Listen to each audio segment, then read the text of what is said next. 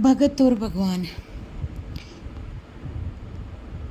संसार में बहुत बड़ी दुविधा चल रही है और वो किसी एक की नहीं। जो ज्ञान की गहराई में नहीं गया वो हर एक व्यक्ति की ये दुविधा होती है। और ये दुविधा जब तक बनी रहती है जब तक ज्ञान सच्चाई जो समझ में नहीं आती है।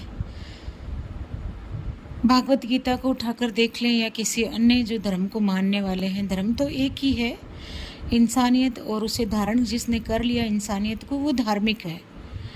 धर्म एक है, इंसानियत, और जिसने उस धर्म को धारण कर लिया, जिसने इंसानियत को धारण कर लिया वो धार्मिक है।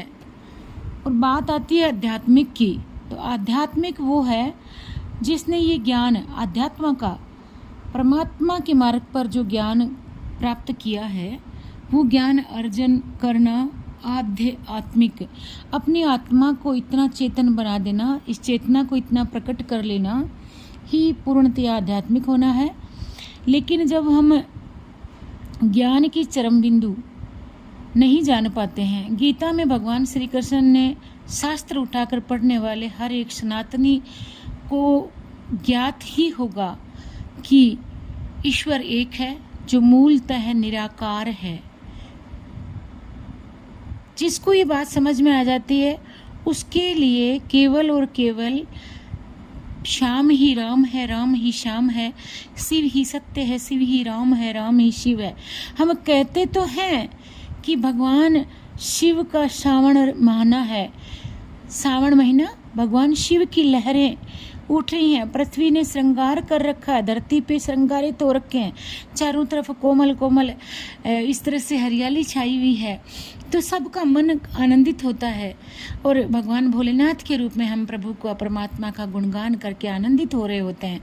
लेकिन जो अंदर की सत्यता, जो वास्तविक बात है कि परमात्मा ने रचना रची है, जो स्वयंभू है, स्वयंभू इसलिए स्वयं भू, जो स्वयं से प्रकट हुआ है और जिसने स्वयं से ये सारे झरने प्रस्फुटित किए हैं, जिसने ये सारी कोमल कोमल हरियाली की कौंफलें खिलाई हैं, वो स्वयं भू है और वो श्रृंगारित कर रहा है इस धरा को। ये धरा उसी स्वयं के द्वारा श्रृंगारित की हुई है।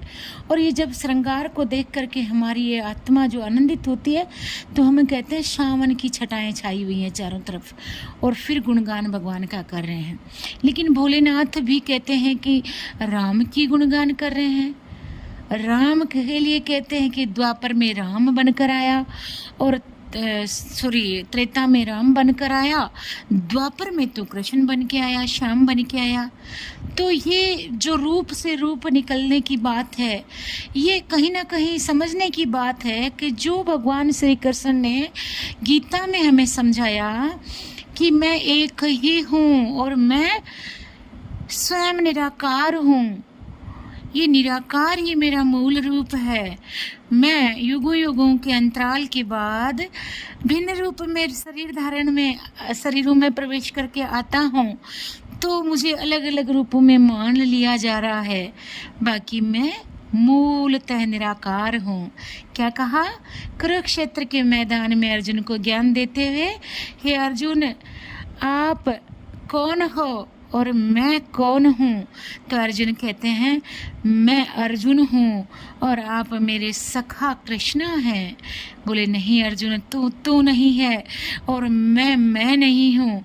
देखिए विशाल रूप मेरा है और तू मेरा अंश मात्र है। कहते हैं ये ज्ञान हमने गीता का, अगर हमारी गीता को खोल करके और बैठे हैं, दो घड़ी पढ़े हैं, संतों के सानिध्य में गए हैं, हमारे भजनों की जो गंगा है ना, हर एक बात में वो भजन जब मैं बचपन में सुनती थी कि दिखाऊं था न ब्रह्म ज्ञान को लटको, दिखाऊं था न ब्रह्म ज्ञान को लटको, थारा भरम पहली उठार पटको।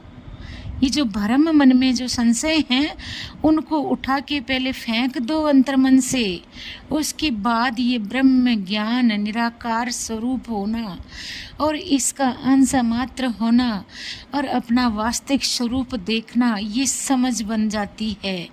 तो ये गुरु जो अंधेरे से प्रकाश की ओर रूह को, मेरी आत्मा को लेके जा रहा है, वो संत जो मुझे अंधेरे से प्रकाश की ओर आगे ले जाता है, वही मेरा सच्चा गुरु है। तो सच्चा गुरु जो परमात्मा का दीदार कराकर इस रूह को परमात्मा की तरफ जोड़ दे, आत्मा को परमात्मा से जोड़ना ही वास्तविक गुरु का सानिध्य होता है।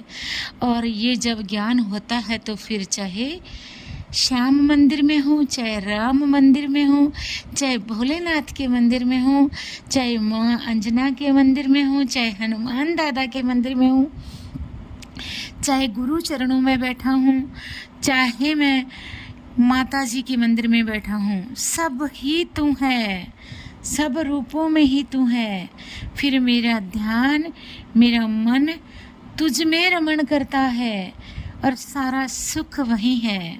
भीतर अगर सारे सुखों को ढूंढने जाऊंगा तो दुख ही दुख नजर आएंगे, क्योंकि ये मृत्यु लोक है संसार, ये ब्रह्मांड यहाँ पे आया है सो जाएगा, राजा रंक फकीर। तो फिर दुख भी हैं तो सुख भी हैं, लेकिन ये सब है मन के तल पर, मन के तल पर जीने वाले के लिए। जो आत्मा के तल पर आ गया, जो अंतर मन की सुनने लग गया, जिसके अंतर आत्मा जागृत हो गई, उसे ये पता चल गया कि मैं सबका हूँ, सब मेरे हैं, लेकिन मेरा जो परम सानिध्य और परम जो सगा है, परम मेरा जीवन जिससे जुड़ा है, वो मैं और मेरा परमात्मा है, मैं और मेरा परमात्मा है। इसी सत्य